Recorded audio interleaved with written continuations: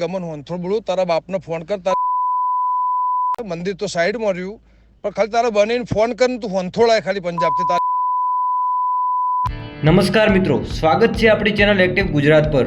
મિત્રો, ગુજરાતના પ્રખ્યાત કલાકાર એવા ગમન સાંથલ અને ગીતકાર મનુભાઈ રબારીનું એક કોલ રેકોર્ડિંગ સામે આવી રહ્યું છે અને એ સોશિયલ મીડિયા પર અત્યારે બહુ જ વાયરલ થઈ રહ્યું છે. તો શું હતું એ આખું કોલ રેકોર્ડિંગ એ આપણે આ વિડીયોમાં જોઈશું. પરંતુ તે પહેલા જો તમે અમારી ચેનલ પર નવા હોવ તો ચેનલને સબસ્ક્રાઇબ કરી બાજુમાં આપેલા બેલ આઇકનને જરૂરથી પ્રેસ કરી લેજો, જેથી કરીને ગુજરાતની અવનવી જાણકારી તમારા સુધી સૌથી પહેલા પહોંચી શકે.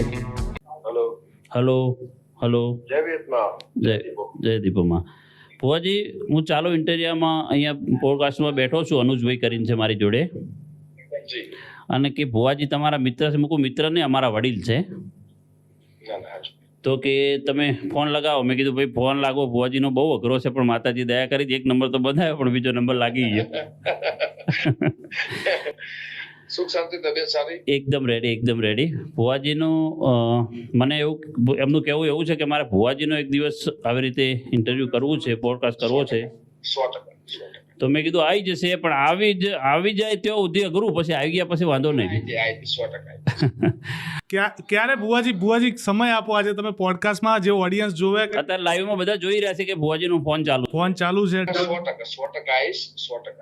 ઢગલાબંધ લોકોની કોમેન્ટ છે કે ભુવાજીને લાવો. મારે હવે એ લોકોને જવાબ આપીને હું થાક્યો છું. ચાહકોને 100% એમની જે આશા છે એ પૂરી કરીશ. 100% આવીશ. બધાનું એવું કહેવું છે કે ભુવાજી મને કે તમારા કેટલા નજીક છે. આ તો હાથું ઇજ્જત મારી લેવા ઉપર હતા, પણ લાગી ગયો ફોન. મનુભાઈના બહુ દિલથી હું નજીક છું. 15 વર્ષ મારો સંબંધ છે અને સમાજના ઘણા બધા બહુ સારા સોંગ માતાજીઓના, ભગવતીઓના, દેવોના અને ઘણા બધા સારા ગીતો લખ્યા છે.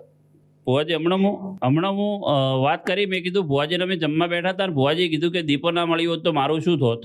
સાચી વાત. અને એના ઉપર મેં ગીત લખ્યું.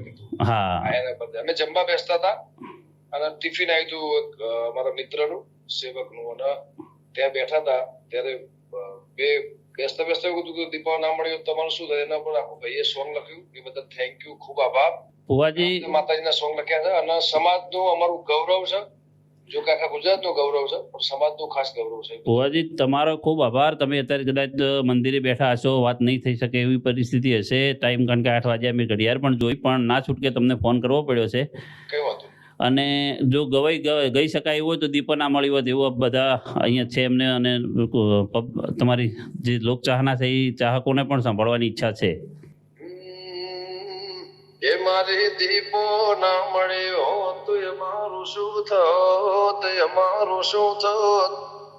એ અત્તરની વાત દેવી કને જઈને કો. દેવી મળીને આ દુનિયા રે મળી. એ દાડે થી અમારી વેળા રે વડે નકર ખબર નહીં માં. કઈ દુનિયામાં હોત આ દલડાને વાતમાં કને જઈને કો. આભાર, ખૂબ ખૂબ આભાર. ખૂબ આભાર ભુવાજી. જય દીપોમાં. જય થેન્ક યુ. માફ કરજો, તમને હેરાન કર્યા છે આરતી ટાઈમે, પણ ચાલે એવું નતું એટલે જ કરવો પડ્યો. કઈ વાંધો નહીં. હા.